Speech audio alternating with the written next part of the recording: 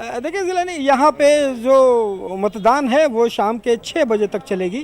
और वैसे में अब कह सकते हैं कि कुछ एक आध घंटे का बचा हुआ है। और मत का जो प्रतिशत है, अगर कह लें कि बहुत पिछले वर्ग की जो अपेक्षा जो है वो थोड़ी निराशाजनक ज़रूर है, क्योंकि पिछले बार 62% से ज़्यादा वोटिंग हुए थे और अभी 52% वोटिंग हुए, 52% वोटिंग हुआ है। तो ये थोड़ी निराशाजनक ज़रूर है, लेकिन देखना होगा कि 1 घंटे में और कितना जो है वो पोल हो पाता है। लेकिन अगर यहाँ पे देखिए, यहाँ पे जो लोग हैं वो लगातार मतदान कर रहे हैं और मतदान करते हुए एक सवाल सबके जहन में जब हमारी बात हो रही है तो एक बार ज़रूर कह रहे हैं कि देखिए, हमेशा कही जाती है कि विकास की बात कही जाती है कि रोज़गार मिलेंगे, लेकिन स्थितियाँ बिल्कुल भी कुछ नहीं बदली है।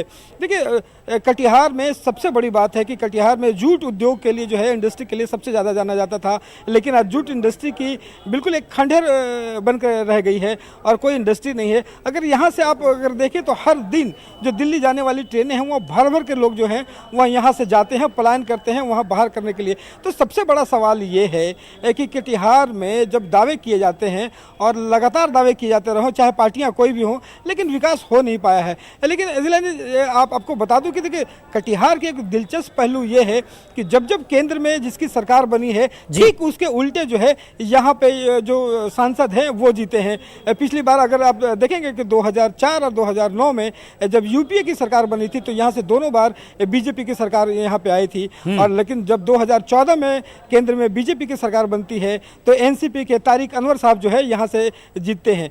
इस बार फिर वो कांग्रेस में आ गए हैं और यहाँ से ताल ठोक रहे हैं। लेकिन यहाँ पे कह सकते हैं कि मुकाबला बहुत दिलचस्प है, खास करके तब जब एनसीपी में पहले सहयोगी हुआ करते थे तारिक अनवर के मोहम्मद शकूर, वो एनसीपी के कैंडिडेट हो गए हैं। तो कह सकते हैं कि ये त्रिकोणीय मुकाबला हो गया है, जो अपने खुद कहने के घर में विविशन आ गया है दोनों पार्टियों में, जिनके कारण जो है ये जो चुनाव है वो बड़ा दिलचस्प। रवि, जैसा कि आप कह रहे हैं अभी 1 घंटा बाकी है, तो क्या लोग अभी भी लाइन में लगे हैं? कितनी तादाद में है? क्या हम उम्मीद कर सकते हैं कि ये पोलिंग परसेंटेज कुछ और बढ़ सकता है आगे?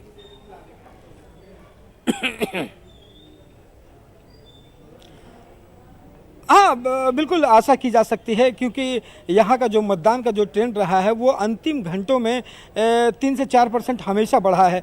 एक तस्वीर हम अपने सहयोगी को कहेंगे कि वो दिखाएं कि अभी से कुछ देर पहले यहाँ पे जो है वो लंबी लाइनें दिख रही थी, लेकिन अभी आप देखेंगे कि यहाँ पे लोग नहीं दिखाई पड़ रहे हैं। लेकिन कह लें कि रुक रुक करके जहाँ से घर से कुछ महिलाएं जो हैं जो बची हैं वो लगातार यहाँ पे पहुँच रही हैं, एक एक दो दो कर करके।